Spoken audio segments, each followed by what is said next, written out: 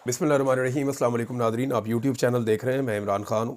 Important खबरें आ रही हैं, लेकिन क्योंकि आज 8 फरवरी 2024 के बाद एक साल मुकम्मल हो गया। 8 फरवरी 2025 है। इस एक साल के अंदर पाकिस्तान में बहुत सारी चीज़ें बहुत अजीब हुई हैं, लेकिन ये सब कुछ जो पाकिस्तान में हुआ ये 8 फरवरी 2024 के दिन होने वाली धांधली की वजह से हुआ। पाकिस्तान के लोगों को आज इमरान खान साहब ने एहतजाज की कॉल दी हुई है। एक यौम स्याह का उन्होंने ऐलान किया हुआ है, और उसकी वजह यह है कि लोगों का मैंडेट चोरी किया गया था। लोगों का जो इज्तिमाई शऊर है उसकी तौहीन की गई थी, और पाकिस्तान के अंदर पूरा का पूरा इलेक्शन छीन लिया गया था। क्योंकि ये इलेक्शन पाकिस्तान तहरीक इंसाफ जीती थी और बाकी सारी पॉलिटिकल पार्टीज हार गई थी। बल्कि जो PMLN के हमायती भी हैं वो भी ये कहते हैं कि PMLN किसी सूरत 17 से 20 सीटों से ज़्यादा नहीं जीती। ज़्यादा से ज़्यादा 20 सीटें कहते हैं लोग, और कम से कम 17 सीटें बताते हैं कि ये PMLN के हिस्से में आई थी। लेकिन इसके बावजूद पाकिस्तान तहरीक इंसाफ 180 नशस्तें जीत गई। 2/3 से ज़्यादा अक्सरियत उन्होंने हासिल की थी। लेकिन फिर रात को नताइज रोक दिए गए, और नताइज रोकने के बाद तेज़ी से नताइज तब्दील किए गए। 8 फरवरी 2024 की रात को मैंने एक वीलॉग किया था जिस वक्त नताइज रोके गए थे। मैंने उस वक्त आपको बताया था कि अब तक की इतला के मुताबिक 179 सीटों के ऊपर पाकिस्तान तहरीक इंसाफ लंबी लीड से आगे जा रही है, और इस वक्त नताइज रोक दिए गए हैं। अब पता नहीं जब नताइज दोबारा आएंगे तो नतीजा क्या निकलेगा। तो उसके बाद जब हमने देखा तो पाकिस्तान तहरीक इंसाफ की आधी नशस्तें छीन कर PMLN में, MQM में और पाकिस्तान पीपल्स पार्टी में और दीगर जमातों में बांट दी गई। फजल रहमान साहब को भी नवाजा गया, बहुत सारे और लोगों को नवाजा गया। तो इस तरह पाकिस्तान तहरीक इंसाफ की जो सीटें हैं वो दूसरी जमातों को मिलने से तहरीक इंसाफ इसके बावजूद सबसे बड़ी पॉलिटिकल पार्टी बन के सामने आई। और लेकिन सबसे बड़ी पॉलिटिकल पार्टी होने के बावजूद सादा अक्सरियत उनके पास नहीं बन सकी। 2/3 अक्सरियत से कम करके इतना कम कर दिया कि वो सादा अक्सरियत में भी नहीं थे, और फिर बाकी सारी जमातों को इकट्ठा करके पाकिस्तान में हुकूमत बना दी गई। PMLN की ख्वाहिश थी शुरू में कि सिर्फ पंजाब में हुकूमत बना लें और वफाक की हुकूमत ना बनाएं, क्योंकि उन्हें इस बात का आइडिया था कि पाकिस्तान जिन हालात में उन्होंने पहुंचा दिया है, इन हालात में इस मुल्क को चलाना मुश्किल नहीं है। लेकिन फिर उनके सर पर डंडा मारा गया और उन्हें कहा गया कि नहीं, अगर आपने हुकूमत लेनी है तो आपको दोनों हुकूमतें लेनी पड़ेंगी। लिहाजा PMLN ने पंजाब की हुकूमत भी लेनी पड़ी, और उन्होंने वफाकी हुकूमत भी ली। नवाज शरीफ ने अपने भाई को वज़ीर आज़म बनवाया, अपनी बेटी को वज़ीर आला बनवाया, और बुरश अपने हाथ में पकड़ लिया। अब मामला यह है कि उस वक्त से लेकर अब तक ना इनसे हुकूमत चलती है, ना इनसे निज़ाम चलता है, ना लोगों को इन पर एतबार होता है। पाकिस्तान में महंगाई बढ़ती चली जा रही है। पाकिस्तान में गुर्बत की शरह के अंदर इजाफा हुआ। लगभग 1.5 करोड़ लोग मजीद पाकिस्तान में गुर्बत की लकीर से नीचे चले गए, और ये बड़ा अफसोसनाक है। 18 लाख लोग पाकिस्तान छोड़कर चले गए। ब्रेन ड्रेन लगातार पाकिस्तान में हो रहा है, मईशत गिर रही है। रोज़ाना आलमी इदारों की रिपोर्टें आ रही हैं। फिच की रिपोर्ट आई है कि पाकिस्तान की जो क्रेडिट रेटिंग है वो नीचे जाने का इम्कान है, उसमें कमी हो रही है। और ये सारी वजूहात पाकिस्तान की इस हुकूमत के ऊपर अवाम का अदम एतमाद है। अब अवाम को इमरान खान साहब ने कहा जी यौम स्याह है, उसको मनाओ। इस मौके के ऊपर जो हुकूमत है उन्होंने दफ़ा 144 नाफिज कर दी है, पंजाब में भी, आज़ाद कश्मीर में भी और दीगर जगहों पे। और ये दफ़ा 144 को पहली दफ़ा नाफिज नहीं की। दो चीज़ों का तो इन्होंने मजाक बनाकर रख दिया है। एक दफ़ा 144 और एक मजाक बनाकर रख दिया है दहशतगर्दी के मुकदमे को। जब दिल करता है, जिस पे दिल करता है, दहशतगर्दी का मुकदमा दर्ज कर देते हैं। जब दिल करता है दफ़ा 144 नाफिज कर देते हैं। लेकिन इसके बावजूद पाकिस्तानी निकलते हैं और निकल कर एहतजाज करते हैं। तहरीक इंसाफ का कहना है कि वो भरपूर तरीके से एहतजाज करेंगे। आलिया हमजा ने अनाउंस किया, जो पंजाब में इमरान खान साहब ने उन्हें एक अहम ओहदा दिया है और ने ऑर्गेनाइज़र बनाया पार्टी का। तो उन्होंने कहा जी आज दफ़ा 804 नाफिज होगी और पंजाब के अंदर हम भरपूर एहतजाज करेंगे। सोशल मीडिया के ऊपर पाकिस्तान तहरीक इंसाफ ने धांधली के सबूत दोबारा से लगाए और बहुत तेज़ी से कंपेन चलाई है 8 फरवरी के यौम स्याह के हवाले से। ये पहला टेस्ट है जुनैद अकबर का खैबर पख्तूनख्वा में कि आज के दिन में वो कितना बड़ा जलसा करते हैं और लोगों को कितनी बड़ी तादाद में बाहर लेकर आते हैं। अली अमीन गंडापुर साहब को इमरान खान साहब ने कहा कि अगर मेरे सूबों में लोगों को परेशान किया गया तो आप इसके लिए जिम्मेदार होंगे। उन्होंने यकीन दहानी करवाई कि ऐसा कुछ नहीं होगा। देखते हैं कि कितनी कोऑपरेशन मिलती है खैबर पख्तूनख्वा में, ख़ास तौर पर जुनैद अकबर साहब को, और पंजाब के अंदर कितने लोगों को इकट्ठा कर पाती है पाकिस्तान तहरीक इंसाफ, या कितने बड़े पैमाने पर एहतजाज कर पाती है। ये सारी चीज़ें पता चल जाएंगी। अभी देखिए, इस वक्त भी अगर एक साल गुजर गया इस हुकूमत को आए हुए, एक साल के बाद भी अगर इन्हें दफ़ा 144 लगानी पड़ रही है तो इसका मतलब आप समझिए, एक साल के बाद भी दफ़ा 144 लगाने का मतलब ये है कि इस एक साल में भी ये इमरान खान साहब की मकबूलियत का कुछ नहीं बिगाड़ सके। लेकिन अगर इमरान खान की मकबूलियत में डेंट डाल देते अपनी कारकर्दगी के ज़रिए से, या कुछ कोशिश करने के बाद कोई डेंट ये डाल देते इमरान खान साहब की मकबूलियत में, اس ایک سال کے اندر تو پھر ان کو دفعہ 144 نہ لگانی پڑتی. ایک سال پہلے بھی ان کو پاکستان تحریک انصاف پہ دفعہ 144 لگانی پڑتی تھی, ایک سال کے بعد بھی ان کو لگانی پڑ رہی ہے, اور اس سے پہلے بھی یہ لگاتے رہے ہیں. تو یہ ایک واضح ثبوت ہے کہ عمران خان صاحب کی مقبولیت کو توڑنے میں مکمل طور پہ ناکام رہی ہے موجودہ حکومت, اور انہیں ایک اور یوم سیاہ کا سامنا ہے. یہ تحریک اگر آگے بڑھتی ہے تو حکومت کے لیے مشکلات بڑھیں گی. حکومت نے ایک مرتبہ پھر پاکستان تحریک انصاف کو مذاکرات کی دعوت بھی دی ہے. انہوں نے کہا جی آئیں بیٹھیں مذاکرات کرتے ہیں, اور ایک طرف مذاکرات کی دعوت دیتے ہیں, دوسری طرف خواجہ آصف صاحب تانے دے رہے ہیں. خواجہ آصف صاحب نے پاکستان تحریک انصاف کو تانے دیے ہیں کہ جی آپ پنجاب میں نکلتے نہیں, سندھ میں نکلتے نہیں.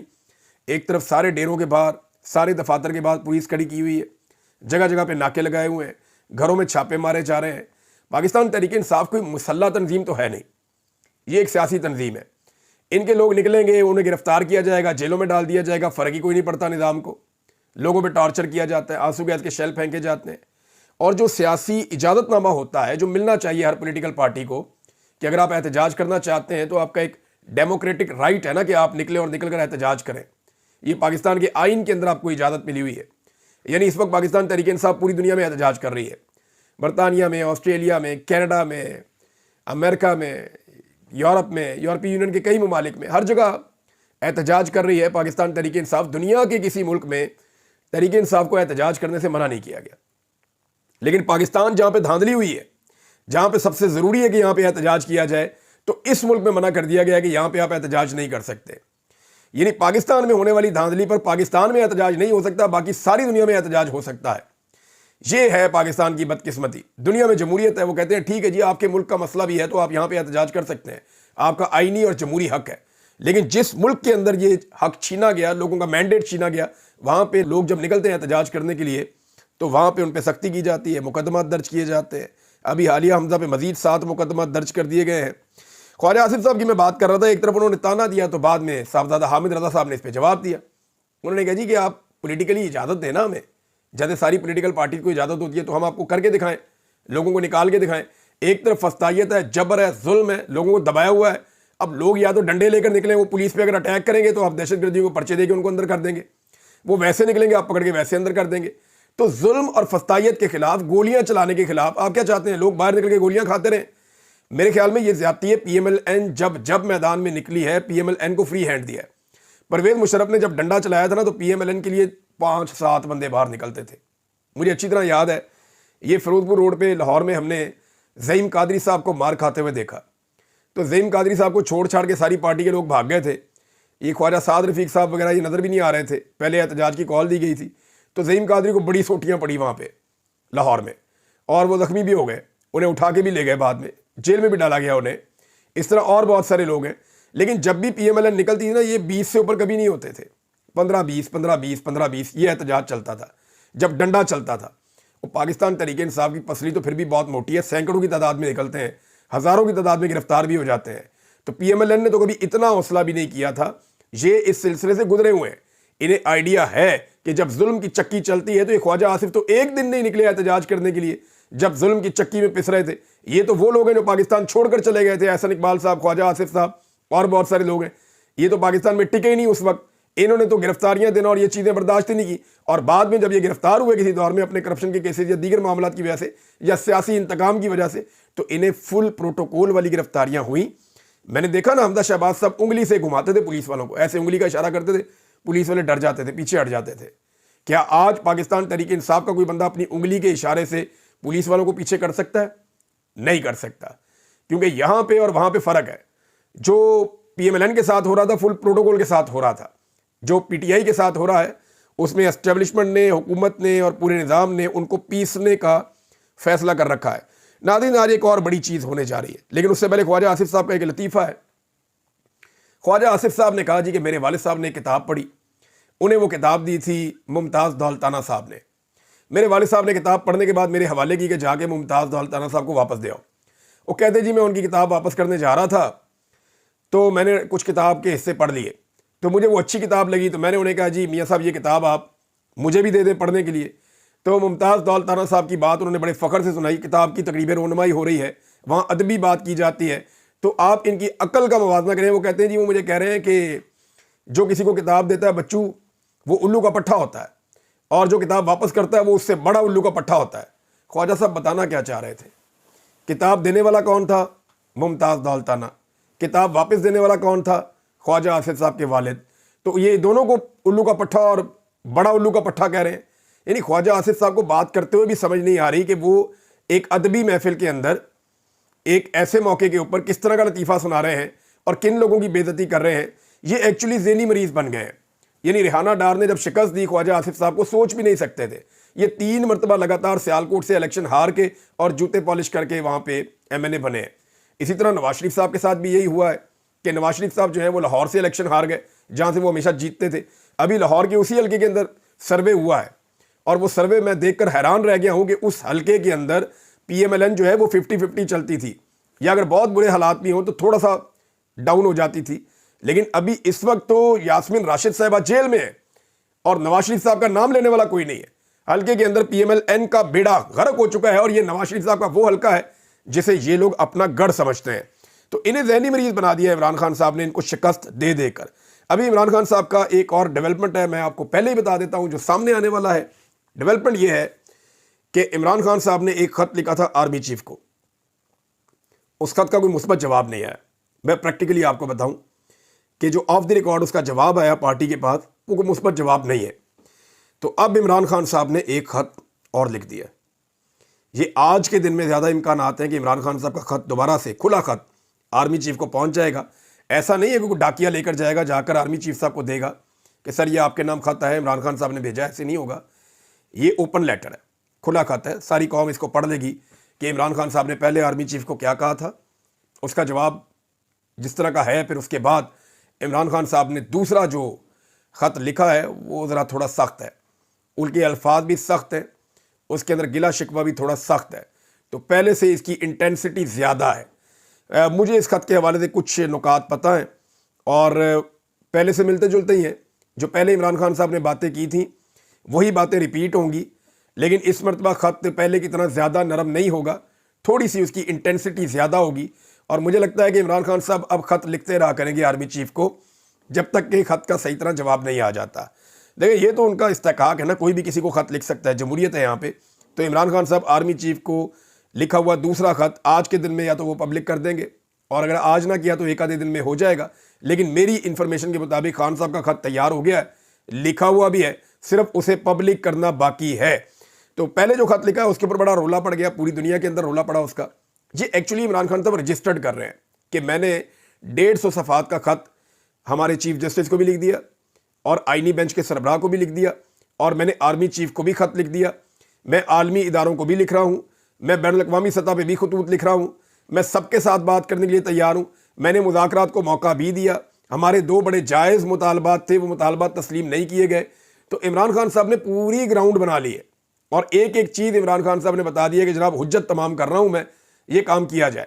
اب بظاہر ایسے لگتا ہے کہ آنے والے دنوں میں جو فیصلہ ہوگا وہ سڑکوں پہ ہوگا، ایسا نہیں لگتا کہ اب کوئی چیز طے ہو پائے گی دونوں فریقین کے بیچ میں۔ اس کی ایک وجہ ہے نا، جو مجھے وجہ سمجھ آتی ہے کہ عمران خان صاحب میکسیمم فلیکسیبل ہو کر بھی جس پوائنٹ تک آئے ہیں، حکومت اور اسٹیبلشمنٹ کے لیے وہ کافی نہیں ہے۔ جو حکومت اور اسٹیبلشمنٹ مانگ رہی ہے عمران خان صاحب اس سے بہت دور ہے، وہ انہیں دینا نہیں چاہتے، بیچ کا رستہ نکل نہیں رہا، اور ڈیل کرنے کے لیے عمران خان صاحب تیار نہیں ہے۔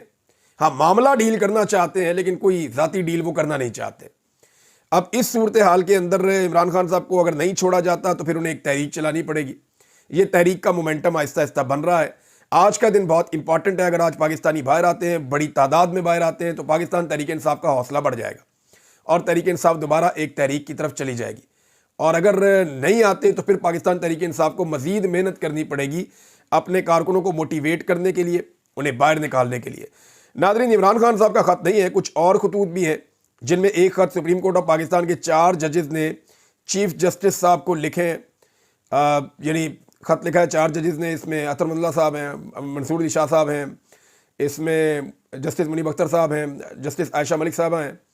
انہوں نے چیف جسٹس آف پاکستان کو لکھا اور جو پرابلمز آ رہی ہیں اس وقت جوڈیشری میں ان کا بتایا بھی، اور انہوں نے کہا جوڈیشل کمیشن کا اجلاس جو بلایا جا رہا ہے ججز کی تعیناتی کے لیے 10 تاریخ کو، اسے مؤخر کیا جائے، ابھی نہ بلایا جائے، کیونکہ 26ویں آئینی ترمیم کے نتیجے میں یہ اجلاس بلایا جا رہا ہے، اور نئے ججز جب سپریم کورٹ میں آ جائیں گے تو ان کا مستقبل کیا ہوگا، کیونکہ یہ معاملہ عدالت میں لگا ہوا ہے 26ویں متنازع آئینی ترمیم کا، تو جب تک اس پہ فیصلہ نہیں ہو جاتا اس کے مطابق کوئی کارروائی نہ کی جائے۔ دوسرا انہوں نے کہا کہ ایک فل کورٹ بنایا جائے، اگر یہ آ جاتے ہیں تو پھر اگر فل کورٹ بنے گا تو ان کا کیا اس کے اندر حصہ ہوگا، کیونکہ یہ تو بینیفیشری ہیں اس 26ویں آئینی ترمیم کے۔ تو ایک آئینی مسئلہ پیدا ہوتا چلا جا رہا ہے جس کی طرف ججز نے نشاندہی کی ہے۔ پھر اسلام آباد ہائی کورٹ میں جو ہوا اس کے اوپر بھی نشاندہی کی گئی، وہاں جسٹس بابر ستار صاحب نے بھی ایک خط لکھا ہے اور انہوں نے غیر آئینی قرار دیا ہے جو قدم اٹھایا گیا چیف جسٹس اسلام آباد ہائی کورٹ کی جانب سے سینیورٹی کی جو لسٹ جاری کی گئی ہے اس کو لے کر۔ تو جسٹس بابر ستار صاحب نے بڑا اہم خط لکھا ہے، اس میں بڑے اہم قانونی نقطے اٹھائے ہیں اور ان کا یہ کہنا ہے کہ باہر سے آنے والے 3 ججز جو ہیں یہ معاملہ ٹھیک نہیں ہوا، قانون اور آئین کے مطابق نہیں ہے، اور ان کو جو سینیورٹی کے اندر اوپر لایا گیا ہے یہ بھی آئین اور قانون کے مطابق نہیں ہے۔ یعنی جو اسلام آباد ہائی کورٹ میں چیف جسٹس بن جائیں گے آ کر وہ ایلیجیبل ہو جائیں گے سپریم کورٹ آف پاکستان میں آنے کے لیے بھی۔ دیکھیں نا، غور کریں، ایک جج لاہور ہائی کورٹ میں 15ویں نمبر پہ ہے اور وہ سپریم کورٹ آف پاکستان کا جج کبھی نہیں بن سکتا، 15ویں نمبر سے آ ہی نہیں سکتا ایلیویٹ ہو گئے سپریم کورٹ آف پاکستان میں۔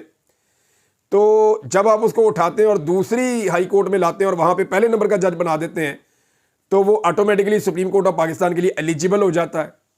اب یہ ایک انتہائی اہم نقطہ ہے، یہ نقطہ بھی اٹھایا گیا ہے اور دیگر نکات اٹھائے گئے ہیں کہ یہ سینیورٹی ایسے بنتی نہیں ہے۔ تو سینئر ججز وہی ہیں 3 جو پہلے سے موجود ہیں اسلام آباد ہائی کورٹ میں، یہ نقطہ جسٹس بابر ستار صاحب نے بھی اٹھایا۔ لیکن ہم یہ دیکھ رہے ہیں کہ چاہے چیف جسٹس یحییٰ آفریدی صاحب ہوں سپریم کورٹ آف پاکستان کے، یا آئینی بینچ کے سربراہ ہوں جسٹس امین الدین خان صاحب، یا اسلام آباد ہائی کورٹ کے موجودہ چیف جسٹس جسٹس عامر فاروق صاحب ہوں، ان تینوں کو کسی چیز کا اثر ہی نہیں ہو رہا۔ جو نقطہ اٹھا رہے ہیں وکلا، جو نقطہ اٹھا رہے ہیں صحافی، جو لوگ کہہ رہے ہیں یہ زیادتی ہو گئی ہے، ہر طرف سے آواز اٹھ رہی ہے، بار کونسل سے کہہ رہی ہیں کہ یہ چیزیں روکنی چاہیے، یہ سلسلہ ٹھیک نہیں ہے، اس سے عدلیہ انڈرمائن ہو رہی ہے، لیکن یہ ساری چیزیں لگاتار کی جا رہی ہیں اور بریک لگانے کے لیے تیار نہیں ہے۔ ایسا لگتا ہے کہ عدلیہ کے مکمل کنٹرول تک یہ آپریشن رکے گا نہیں۔ پہلے تو ایک رجیم چینج آپریشن ہوا، اس کے بعد جو ہے وہ پاکستان تحریک انصاف کو کچلنے کا، توڑنے کا پورا آپریشن ہوا، اور اس کے بعد ایک جبر ایکشن ہوا، یعنی وہ الیکشن ہم اسے کہتے ہیں لیکن جبر ایکشن ہوا، پھر ایک جعلی پارلیمنٹ بنائی گئی۔ تو اب جو ہے وہ میڈیا کو، عدلیہ کو، ہر چیز کو کنٹرول کرنے کے لیے باقاعدہ ایک پورا آپریشن پاکستان میں جاری ہے۔ تو عدلیہ کنٹرول کا جو آپریشن ہے یہ اس کا ایک حصہ ہے، بظاہر دکھائی دیتا ہے۔ ناظرین، امریکہ سے خبر یہ ہے کہ جو ولسن، جنہوں نے پہلے ٹویٹ بھی کیا تھا، میں نے آپ کو پچھلے ویلاگ میں بتایا بھی تھا، انہوں نے امریکی پارلیمان میں کھڑے ہو کر عمران خان کے ساتھ ہونے والی ناانصافی کے لیے پاکستان کی آرمی کو ذمہ دار قرار دے دیا ہے۔ یعنی جمہوریت کو انڈرمائن کیا گیا، عمران خان کو جیل میں ڈالا گیا، پاکستان آرمی کی جانب سے ڈالا گیا۔ صدر ٹرمپ بھی اسی طرح کے انتقامی کیسز کا نشانہ بنے ہیں، وہ اس کی تکلیف کو سمجھتے ہیں، جو کرپٹ جوڈیشل سسٹم ہے اس کا صدر ٹرمپ نشانہ بنے۔ تو ساتھ ہی انہوں نے یہ کہا کہ پاکستان عمران خان کو رہا کرے اور جمہوریت کو بحال کرنا چاہیے پاکستان میں۔ تو پاکستان کی حکومت پر اداروں پہ زور ڈالا ہے دوبارہ سے جو ولسن نے، انہوں نے کہا جی عمران خان صاحب سے اختلافات ضرور ہیں لیکن اس کا مطلب یہ نہیں ہے کہ آپ جمہوریت کو نقصان پہنچے۔ وہ جمہوریت کے نقطہ نظر سے کہہ رہے ہیں کہ پاکستان اور امریکہ کے بہتر تعلقات کے ذریعے ضروری ہے کہ پاکستان میں جمہوری اقدام کیے جائیں اور عوامی مینڈیٹ کا احترام کیا جائے۔ بار بار وہ یہ بات کر رہے ہیں کہ عمران خان کو جعلی کیسز میں اندر نہ رکھا جائے بلکہ ان کو رہا کیا جائے۔ فیصل چودھری کو گرفتار کیا گیا تھا، ناظرین آپ کو پتہ ہے، کیونکہ اس سے پہلے جو عمران خان صاحب کا خط تھا وہ فیصل چودھری باہر دے کر آئے تھے، جو پہلے والا خط تھا۔ تو پھر فیصل چودھری صاحب کو گرفتار کیا گیا، لیکن وکلا نے احتجاج کیا، میڈیا نے احتجاج کیا، پاکستان تحریک انصاف نے آواز اٹھائی۔ تو جب بہت آواز اٹھی تو پھر فیصل چودھری صاحب کو چھوڑ دیا گیا۔ اب عمران خان صاحب کا نیا خط بھی آ گیا ہے۔ لازمی بات ہے کہ اس خط کے مندرجات یا اس خط کے اندر جو کچھ لکھا ہے اگر ہمیں پتہ ہے تو پھر پاکستان کی اسٹیبلشمنٹ کو یا حکومت کو بھی آئیڈیا ہو گیا ہوگا، لیکن وہ خط اب آنے والا ہے اور بہت جلد سب کے سامنے آ جائے گا۔ ناظرین، پتن کی جو رپورٹ آئی ہے اس نے بہت سارے پول کھول دیے ہیں۔ وہ رپورٹ یہ کہتی ہے جی پاکستان کے اندر تقریباً مارشل لاء والا ماحول بنا ہوا ہے۔ وہ رپورٹ یہ کہتی ہے کہ پاکستان کے اندر بہت بدترین دھاندلی ہوئی ہے، اس عجیب طریقے سے دھاندلی ہوئی ہے کہ 64 نئے طریقے دھاندلی کے دریافت کر کے اس مرتبہ ان کو امپلیمنٹ کیا گیا ہے، یہ پتن کی رپورٹ کہتی ہے۔ لیکن الیکشن کمیشن آف پاکستان جو دھاندلی کے لیے ذمہ دار ہے، جنہوں نے پاکستان کے حالات کو یہاں تک پہنچایا ہے، وہ الیکشن کمیشن آف پاکستان اس کی ذمہ داری لینے کے بجائے پتن کے خلاف ایک سٹیٹمنٹ جاری کرتا ہے اور اس میں یہ بتاتا ہے کہ جناب یہ گمراہ کن ہے، اس میں یہ بتاتا ہے جی انہوں نے ٹھیک بات نہیں کی، حقائق کے منافی قرار دیا، یعنی وہ ایک پوری کی پوری انہوں نے سٹیٹمنٹ جاری کر دی۔ حالانکہ پوری دنیا سے جتنے مبصرین آئے تھے ان کو لے لیں، جتنی تنظیمیں اس کو کور کر رہی تھیں ان کو لے لیں، جتنے سرویز کیے تھے ان کو لے لیں، پاکستان کا جتنا میڈیا موجود ہے ان کو لے لیں, جتنے ووٹرز کے اندر آپ نے دوبارہ سروے کروانے آپ کروا کے دیکھ لیں. الیکشن کمیشن آف پاکستان نے پاکستان کی تاریخ کا بدترین الیکشن کروایا ہے 8 فروری 2024 کو, اور اس میں کسی شک اور شبے کی گنجائش نہیں ہے. آخری خبر یہ ہے ناظرین کہ قذافی اسٹیڈیم کا افتتاح ہوا اور مسلم لیگ نون کے میڈیا سیل نے اٹھا کے ایک انڈیا کے اسٹیڈیم کی فوٹیج لگا دی اور نیچے جناب بڑے جملے شملے لکھ دیے, اور پی ایم ایل این کے کچھ جو قریبی صحافی ہیں انہوں نے اس کو پوسٹ کرنا شروع کر دیا اور تعریفیں شروع کر دی محسن نقوی کی اور پنجاب حکومت کی اور موجودہ حکومت کی. وہ بعد میں جب پروپیگنڈا کھولا گیا جناب یہ تو ویڈیو ہی ایک انڈیا کے اسٹیڈیم کی ہے, کرکٹ اسٹیڈیم کی, تو اس کے بعد فٹافٹ ڈیلیٹ کر کے بھاگ گئے. تو یہ ذمہ دار چینلز ہیں, ایسی غلطیاں ہو جاتی ہیں بعض اوقات, لیکن اس لیول کے اوپر جو ہے وہ اس طرح کی غلطیوں کی پکڑ بھی ہو جاتی ہے. پھر غلطی کسی سے بھی ہو سکتی ہے, سب انسان ہے, غلطی کا پتلا ہے, لیکن کم سے کم یہ دیکھنا چاہیے کہ انڈین ہے یا وہ پاکستانی ہے, اس طرح کی غلطیاں ہو جاتی ہیں, ان کو معاف کر دینا چاہیے. لیکن پاکستان تحریک انصاف کا جو سوشل میڈیا ہے وہ بڑا تگڑا ہے, وہ پھر معافی شافی کوئی نہیں دیتا. تو ناظرین آج کا دن جو ہے وہ یوم سیاہ کا دن ہے. پاکستانی اس میں کتنا زور لگائیں گے آنے والی سیاست کا ڈیپینڈ اس کے اوپر ہے. ہم دیکھتے ہیں آج کیا ہوتا ہے, آپ کو رپورٹ کرتے ہیں بعد میں. اب تک کے لیے اتنی اپنا خیال رکھیے گا, اپنے اس چینل کا بھی. اللہ حافظ.